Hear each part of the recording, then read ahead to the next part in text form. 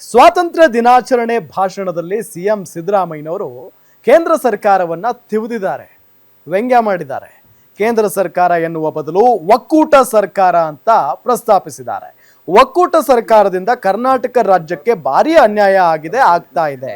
ತೆರಿಗೆ ಪಾಲಿನಲ್ಲಿ ಕರ್ನಾಟಕಕ್ಕೆ ಒಕ್ಕೂಟ ಸರ್ಕಾರದಿಂದ ತಾರತಮ್ಯ ಆಗಿದೆ.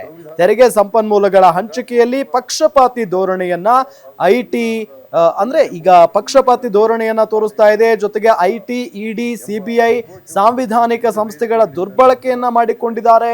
ಈ ಸಂಸ್ಥೆಗಳು ಸಂವಿಧಾನ ಮೌಲ್ಯ ಉಳಿಸಲು ಕೆಲಸ ಮಾಡ್ತಾ ಇಲ್ಲ, ವಿಪಕ್ಷಗಳನ್ನ ಹತ್ತಿಕ್ಕುವ ಕೆಲಸವನ್ನ ಮಾತ್ರ ಮಾಡ್ತಾ ಇವೆ ಅಂತ ಒಕ್ಕೂಟ ಸರ್ಕಾರದ ವಿರುದ್ಧ ಸಿಎಂ ಸಿದ್ದರಾಮಯ್ಯನವರು ಆಕ್ರೋಶವನ್ನ ವ್ಯಕ್ತಪಡಿಸಿದ್ದಾರೆ. ವಿಚಾರದಲ್ಲಿ ಸಕಲ ಆಯಾಮಗಳಲ್ಲಿ ಕೆಲಸ ಮಾಡುತ್ತಿದೆ. ಒಕ್ಕೂಟ ಸರ್ಕಾರವು ತೆರಿಗೆ ಮುಂತಾದ ಸಂಪನ್ಮೂಲಗಳನ್ನು ಹಂಚುವಾಗ ನಿಷ್ಪಕ್ಷಪಾತದ ಧೋರಣೆ ಅನುಸರಿಸುತ್ತಿಲ್ಲ.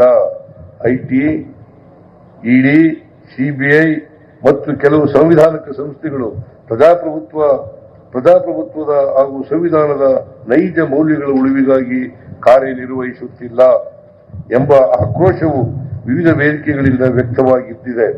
ಈ ಕುರಿತು ಜವಾಬ್ದಾರಿ ನಾಗರಿಕರೆಲ್ಲ ಧ್ವನಿ ಎತ್ತಬೇಕಾಗಿದೆ. ಕರ್ನಾಟಕವನ್ನು ಸರ್ವ ಜನಾಂಗದ ಶಾಂತಿಯ ತೋಟವನ್ನಾಗಿಯೇ ಉಳಿಸಿಕೊಳ್ಳುವುದು ನಮ್ಮೆಲ್ಲರ ಜವಾಬ್ದಾರಿಯಾಗಿದೆ. ಸಾಮರಸ್ಯದಿಂದ ಕೂಡಿದ ಸಮೃದ್ಧ ಕರ್ನಾಟಕವನ್ನು ನಿರ್ಮಾಣ ಮಾಡುವುದರ ಮೂಲಕ ಸಶಕ್ತ ಭಾರತವನ್ನು ಕಟ್ಟೋಣ.